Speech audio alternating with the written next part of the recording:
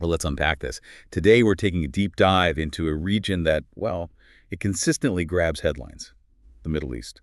It's a place of um, immense historical and religious significance, but also one marked by profound, long-standing conflicts and tensions. Absolutely. And what's fascinating here, I think, is how deeply intertwined history, religious interpretations, and contemporary politics really are in shaping the realities we see today. We'll be pulling from quite a stack of material, giving us different lenses on these dynamics, from ancient prophecies all the way to modern political analyses. Right. And our mission for this deep dive is really to extract the most important nuggets of knowledge, helping you understand the complex roots and the realities of these conflicts without getting overwhelmed by just the sheer volume of information. We'll explore some surprising facts and historical insights that might just reframe how you think about current events. And just a quick note, our role here is simply to present the information impartially, drawing directly from the content you've provided. We're not here to endorse any specific viewpoints. So as we begin to explore this material, what's the foundational context you feel we need to start with? Well, when we talk about the Middle East, it's just impossible to separate it from its deep historical and religious roots. I mean, this is, after all, the very region where biblical events unfolded. It's a place deeply etched in the memory of Jews. The research details how they recall God constituting them as a people, giving them their law, and crucially, the promise of a homeland. And that homeland, according to the texts, stretched across what is now Iraq, Syria, Turkey, Jordan, Egypt, and Israel, Palestine. So this isn't just, ancient history. It's really the bedrock of current claims and ongoing conflicts. And the material really emphasizes a crucial point about that land possession, doesn't it? It wasn't about Israel's own righteousness or power. Exactly. That's really highlighted. The possession of the land was by God's grace, primarily due to the wickedness of other nations, fulfilling a promise made centuries earlier to Abraham, Isaac, and Jacob. And this, it radically shifts the lens from merit to divine prerogative. That's a core, often overlooked, tension point in modern discussions about claims to the land. This understanding was profoundly tested during the Babylonian exile. The sources describe it as a crisis of the first order for faithful Jews who, grappled with how an everlasting promise could seemingly be lost. Yeah, that must have been a massive challenge to their faith. What did the prophets offer? Like, what was the response to that existential crisis? Well, the prophetic texts, they affirmed that God's love hadn't ceased. Even with their sins, the covenant promises a people, a land, kings, and a blessing to the nations they would still be fulfilled. So despite temporary losses, the ultimate promise remained a future hope. Okay, with those ancient foundations firmly in mind, how did the narrative of faith and conflict evolve within this very region? The material next guides us to Jesus' ministry and the early expansion of Christianity. What's interesting here about Jesus' initial focus? Well, Jesus, for the most part, focused his ministry on the lost sheep of the house of Israel. He actually instructed his 12 Jewish disciples to go only to them, avoiding Gentiles and Samaritans. He celebrated Jewish festivals, affirmed Hebrew scriptures, deeply rooted within the historic boundaries of Israel. That intimate connection to Jewish traditions is vital context. And there's a powerful example in the material, Jesus' parable of the vineyard. He told this in a sharp exchange with Jewish religious leaders, right? Yeah. What happens in that story? Right. In the parable, a landowner sends slaves to collect his produce from tenants, but the tenants, they beat one, kill another, stone a third. Finally, he sends his son, thinking they'll respect him, but they kill the son too, hoping to seize his inheritance. It's a stark narrative, isn't it? It certainly is. And the spread of Christianity, as we understand it globally today, that didn't happen right away beyond the Jewish community, did it? No, not immediately. Persecution in Jerusalem initially scattered early Christians to cities like Antioch and Damascus. That increased their contact with receptive Gentiles, and this led to the Apostle Paul's missionary journeys. The research shows that Paul, despite valuing his Jewish heritage and, observing temple worship in Jerusalem, he refused to impose Mosaic law on Gentile converts. That marked a really significant shift in early Christian practice and kind of opened the door for a wider expansion. Fascinating how these stories of faith continue to evolve and adapt. Moving on, the material also sheds light on early Islam and its interpretations of conflict. So Muhammad established an Islamic state in Medina, and early military rulings were formulated based on the Quran and Hadith. Yes, and the key themes in these rulings were the justness of war and the injunction to jihad. It's even noted that the millennium of Muslim conquest could be classified as a religious war. Right, jihad. That's a word that carries a lot of weight and is, well, often misinterpreted in modern discourse. The content reveals a surprising spectrum of meanings, doesn't it? What are the key distinctions we need to grasp from the Quran and Hadith? You're absolutely right. It's not a single monolithic meaning. From the Quran itself, jihad can mean striving because of religious belief. It can mean war, non-Muslim parents exerting pressure to make their children abandon Islam, even solemn oaths and physical strength. But when we look at Hadith collections, these are reliable collections of the Prophet Muhammad's sayings and actions. Jihad often specifically means armed action or warfare. Okay, so a broader concept in the Quran, but often more narrowly defined as warfare in the Hadith. And some Islamic theologians even push back on the idea of a holy war. Right. That's a crucial nuance. Some Islamic theologians argue war is never truly holy, al-harb al-muqaddasa. Instead, they contend that war is either justified or not. Right. And they point out that the Quran often uses the term qital, meaning fighting, rather than jihad, when referring specifically to warfare. It really highlights the theological diversity within Islam on this. Okay, let's shift gears a bit and look at the difficult history of anti-Semitism and displacement in the Middle East and beyond, as presented in the material. Historically, Jews in some Islamic countries were subjected to dhimmi status. What did that actually entail, specifically regarding, say, dress codes? Yeah, that's a grim chapter. The research gives very specific examples of these historical discriminations, particularly through forced dress codes. For instance, back in 1198, the Almohad Caliph decreed that Jews must wear dark blue garb with very large sleeves and a grotesquely oversized hat. That color was later changed to yellow. And even more strikingly, in Yemen, Jews were only allowed to wear blue clothing. These were clear visual markers of their differentiated and, well, often subjugated status. And this isn't just ancient history, is it? The information points out that anti-Semitism has actually increased in the Muslim world in modern times, though there seem to be different views on when this really started to escalate. Indeed. Some experts, like Bernard Lewis and Yuri Afnery, they date this increase to the establishment of Israel. However, others, like M. Klein, suggest that anti-Semitism was already present by the mid-19th century. So it indicates a longer historical trajectory. It's not necessarily a new phenomenon, but its intensity has certainly shifted. This historical context really underscores the difficult experiences of various groups, and the material details forced migrations and exoduses. What do we learn about, say, Assyrian Christians and Kurdish Jews from Turkey and Iraq? Well, the Assyrian Christians, for example, suffered 3 major eruptions between 1843 and 1933. This led to immense loss of land, turning millions into refugees, many now living in exiled, often prosperous Western communities. And the Kurdish Jews, they faced a similar fate. They were forced to emigrate to Israel in the early 1950s. This was explicitly a result of the Arab-Israeli War, as a result of increasing hostility and acts of violence. It effectively ended their long history of, relative comfort and tolerance with their neighbors. It's a stark reminder of how quickly centuries of coexistence can unravel under political pressure. So these weren't just isolated incidents, but part of larger patterns of displacement, often fueled by broader regional conflicts. And the problem of anti-Semitism isn't confined to specific regions either. The research indicates that anti-Semitic and anti-Zionist conspiracy theories are, well, alarmingly widespread. That's a critical takeaway from the sources. It's explicitly stated that anti-Semitism, anti-Western sentiment, anti-Israeli sentiment, rejection of democracy, and these conspiracy theories involving Jews are widespread both within Islamism and jihadism. But what's more, even outside those circles, anti-Jewish and anti-Zionist conspiracism are widespread phenomena in both the Arab world and the Middle East. And there's been an extraordinary proliferation since the beginning of the internet era. The internet seems to have supercharged the spread of these deeply damaging ideas. That's a truly troubling trend. And this phenomenon extends to Europe, too, not just the Middle East, according to the information we reviewed. Yes, exactly. A 2017 University of Oslo report tentatively suggested that individuals of Muslim backgrounds stand out among perpetrators of anti-Semitic violence in Western Europe. The material highlights the Netherlands as a specific example where anti-Semitic incidents are allegedly connected with Islamic youth.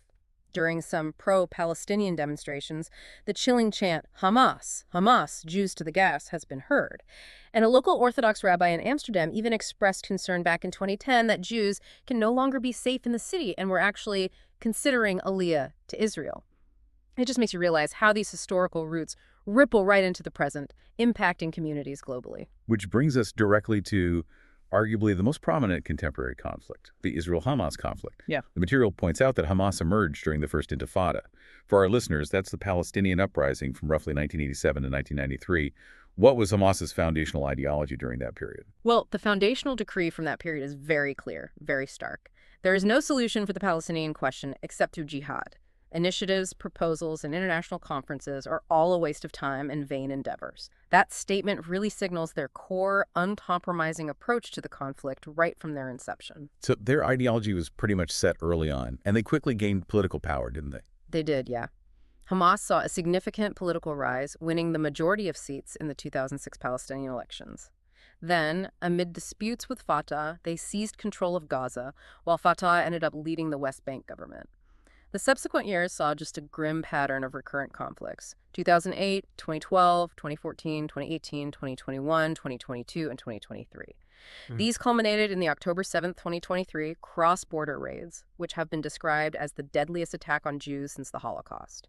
And Israel's subsequent military response has tragically killed tens of thousands of Palestinians and destroyed more than half of Gaza's buildings. Truly devastating. Moving to another major player and a constant source of tension, Iran. What does the research reveal about the history between Israel and Iran? Especially given their current animosity. Was it always this way? It's quite a transformation, actually. Before the 1979 revolution, Israel and Iran actually had diplomatic and economic relations, pretty close ones in some ways. But after the revolution, everything shifted dramatically. Ayatollah Ruhollah Khomeini condemned Israel as an enemy of Islam and referred to it as the Little Satan, while of course the U.S. was dubbed the Great Satan. This marked a really profound ideological break. And that rhetoric only escalated, didn't it? What examples stand out from the material? Oh, absolutely. Mahmoud Ahmadinejad stated in 2005 that Israel should be wiped off the map. And Supreme Leader Ali Khamenei tweeted in 2010 that Israel will undoubtedly be annihilated. Such declarations really underscored the depth of the animosity. That's incredibly strong language, Yeah. setting the stage for ongoing animosity. And U.S.-Iran relations. They've certainly had their own roller coaster ride, haven't they? What are the key turning points that the material highlights there? Oh yeah, it's a complex saga. After 9/11, surprisingly perhaps, U.S. and Iranian diplomats collaborated in establishing a new government in Afghanistan. But relations quickly soured in 2002 when President George W. Bush labeled Iran part of an axis of evil. Tensions continued to escalate over American hostages and Iran's nuclear program, leading to U.S. sanctions. Then, a significant diplomatic breakthrough came with the 2015 nuclear deal under President Obama, which limited Iran's program in exchange for lifted sanctions. However, as we know, that deal was withdrawn by President Donald Trump in 2018, who then imposed a maximum pressure campaign. Supreme Leader Khamenei responded pretty bluntly that Iran would never ever negotiate with that U.S. administration.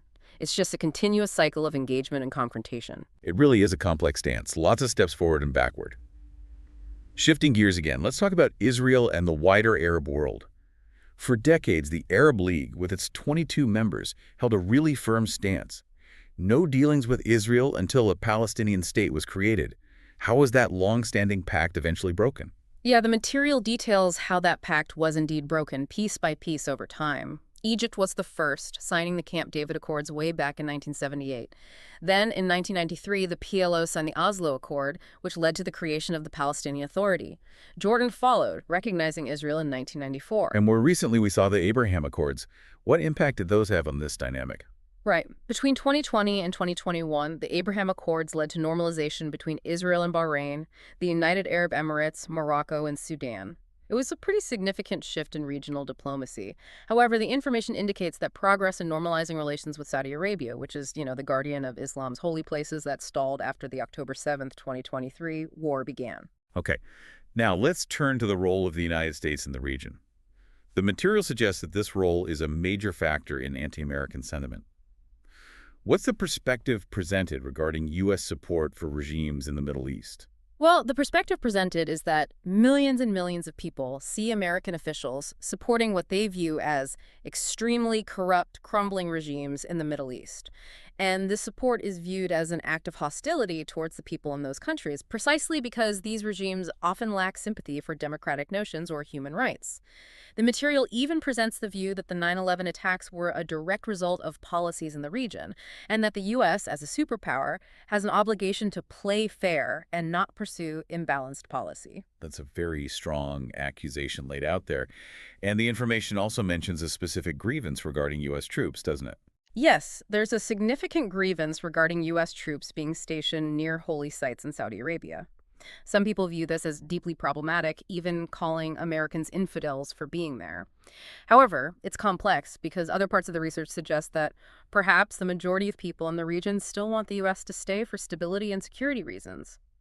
There's also this theory mentioned of a massive loot of our resources by a conspiracy between the royal family and the Americans, cited as a reason for hate in Saudi Arabia. So it's clearly not a simple single cause for anti-American sentiment. Right. Multiple, sometimes conflicting reasons swirling around. What about the U.S. perspective on its own role as laid out in the material? How do they see it? Well, the U.S. perspective, as reflected in the documentation we looked at, is that it constantly tries to apply the lessons of democratic governance and transparency, and that over time they believe they see changes in the behavior of states for which they take some credit. So it suggests a belief in their long-term positive influence, despite all the criticisms. Okay. It's clear that violence and its interpretations are really at the core of many discussions about the Middle East. The material delves into Islamic law and punishment, specifically capital punishment. What does it tell us about historical practices there? Historically, yes, beheading was the standard method of capital punishment under classical Islamic law. It's noted that currently, Saudi Arabia is the only country in the world that uses decapitation within its Islamic legal system, and it's often carried out publicly. That's quite a stark detail. What about apostasy or leaving the faith? Is there a standard punishment for that, or are there differing views within Islam? Oh, there are definitely differing views. The Ahmadiyya Muslim sect, for instance, believes there is no punishment for apostasy in the Quran or as taught by Muhammad. However, this view is not widely accepted by major sects, who often consider Ahmadis as kafirs or apostates themselves. The research indicates that apostasy is actually a crime in 23 out of 49 Muslim-majority countries. And while it can carry the death penalty in some places, like Iran and Saudi Arabia, actual executions are rare. It's legal in secular Muslim countries like Turkey. But interestingly, a 2013 survey found that more than 50% of the Muslim population in 6 Islamic countries supported the death penalty for any Muslim who leaves Islam. So it really highlights the significant internal debate and varied application. So even within the faith, there's a real range of interpretations and practices. What about zina, or unlawful sexual intercourse? What do the sources say about that? Right. For zina, stoning is prescribed as punishment for married adulterers in multiple Sahih hadiths. Again, those are the reliable collections of the Prophet's sayings and actions. While 100 lashes are prescribed for the unmarried, however, the Quran itself only mentions lashing, not stoning. Despite this, most scholars, according to the research, maintain that the hadiths provide sufficient evidence to derive the ruling for stoning. So there's a tension there between the primary text and later interpretations. Turning to broader perceptions now, the 9/11 attacks certainly had a profound impact on how many non-Muslims view Islam, often leading to it being seen as an inherently violent religion. What does the material show about these perceptions and, importantly, how Muslim communities responded? Indeed, some conservative Christian leaders, the material mentions Franklin Graham and Pat Robertson, express sentiments that Islam is incompatible or dangerous. And a survey even found that 2 out of 3 Protestant pastors believed Islam to be dangerous, although that doesn't necessarily mean violent to them, it's a perception issue. However, and this is crucial, the sources also emphasize that many Muslim leaders and communities, including Muslim Americans, strongly condemned attacks like the Orlando massacre and often brace for backlash. This clearly illustrates the diverse views within the faith itself and the, frankly, unfair burden placed on many ordinary Muslims. Right, so it's definitely not a monolithic response from within the Muslim community at all. And what about specific groups advocating violence? What example is provided in the texts? Well, Boko Haram is mentioned, for example. Their stated aim is to impose Sharia law across Nigeria. This has led to horrific attacks on police stations, churches, and civilians. And when Sharia was introduced in Kaduna, Nigeria, it resulted in thousands of deaths due to violence. So this demonstrates how some groups interpret and apply religious law to justify extreme violence, which is condemned by the vast majority. Looking ahead then, what does the research say about the future of this incredibly complex region? Are we headed for more conflict, or is there a path towards resolution? Well, the material presents 3 possible paths for the Middle East, none particularly easy. One is an inevitable escalation to a larger regional war. Another is de-escalation. And the third is a kind of protracted state of low-intensity conflict, sort of simmering indefinitely. What are the arguments for escalation according to the research? What makes that seem plausible? Proponents of the escalation scenario point to the ongoing friction between Israel, Iran, and their respective allies. It's hard to ignore. They state the targeted attacks, drone strikes, missile exchanges across Lebanon, Syria, Iraq, which have intensified particularly since the October 7th, 2023, Hamas assault on Israel. This continuous friction, this back and forth, suggests to some a buildup towards a larger, perhaps unavoidable conflict. Okay, so what's the challenge to de-escalation then? Why is it so hard to achieve, according to the research findings? The primary challenge highlighted is that de escalation efforts often involve only a subset of the region's actors. They fail to address the broader web of interconnected conflicts. You fix one part, another flares up.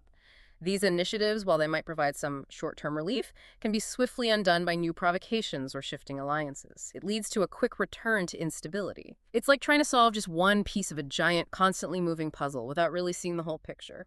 So what does this all mean?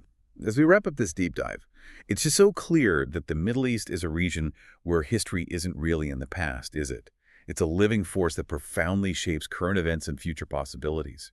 The intertwining of ancient prophecies, centuries-old grievances, and modern geopolitical strategies.